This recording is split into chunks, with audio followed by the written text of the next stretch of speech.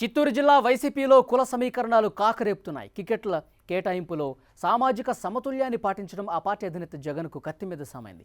జిల్లాలోని సింహభాగం సీట్లు ఒకే సామాజిక వర్గానికి వెళ్లే పరిస్థితి ఉండటం జగన్ను ఇబ్బంది పెడుతోంది. అయితే కులాల కుంపట్ల నుంచి బయటపడేందుకు జగన్ ప్రయోగాలు చేస్తారా? సీఎం సొంత జిల్లాలో పూర్తి కసరత్తు చేశాకే అభ్యర్థులను ఎంపిక చేస్తారా? అసలు జగన్ వ్యూహం ఏంటి? Watch it.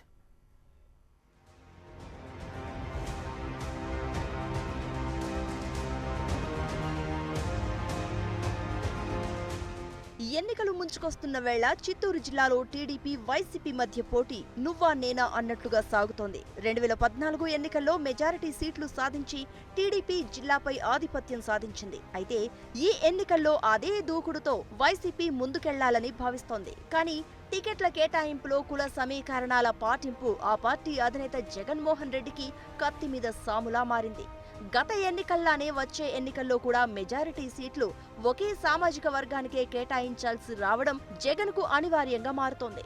చిత్తూరు జిల్లాలో మొత్తం 14 నియోజకవర్గాలున్నాయి. అందులో 3 ఎస్సీ రిజర్వ్డ్, ఇక మిగిలిన 11 నియోజకవర్గాలు. వీటిలో వచ్చే ఎన్నికల్లో వైసీపీ తరపున బరిలో ఉండబోయే అభ్యర్థుల విషయానికి వస్తే తిరుపతి నుంచి భూమన కరుణాకర్ రెడ్డి, చంద్రగిరి నుంచి చెవిరెడ్డి భాస్కర్ రెడ్డి, పీలేరు నుంచి చింతల రామచంద్రారెడ్డి, పుంగనూరు నుంచి పెద్దిరెడ్డి రామచంద్రారెడ్డి, నగరి నుంచి రోజారెడ్డి, శ్రీకాళహస్తి నుంచి మధుసూదన్ రెడ్డి, మదనపల్లి నుంచి దేశాయి తిప్పారెడ్డి, తంబళ్లపల్లి నుంచి ద్వారకానాథ్ రెడ్డి బరిలో ఉండే అవకాశం ఉంది. అంటే ఉన్న 11లో 8 సీట్లు రెడ్డి సామాజిక వర్గానికి వెళ్లడం దాదాపు ఖాయం.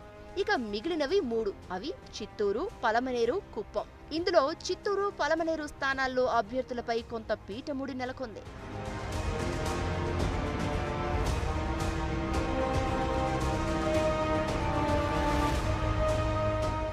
చిత్తూరులో ఆ పార్టీ తరపున ఇదివరకు పోటీ చేసిన జంగాలపల్లి శ్రీనివాసులు మళ్లీ టికెట్ ఆశిస్తున్నారు.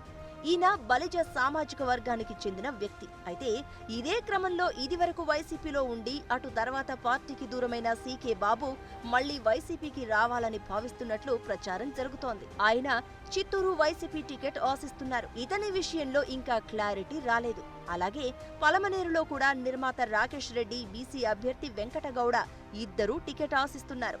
ఈ లెక్కన ఆ 2 స్థానాల్లో కూడా రెడ్డి సామాజిక అభ్యర్థులు వైసీపీ టికెట్ ఆశిస్తున్నారు.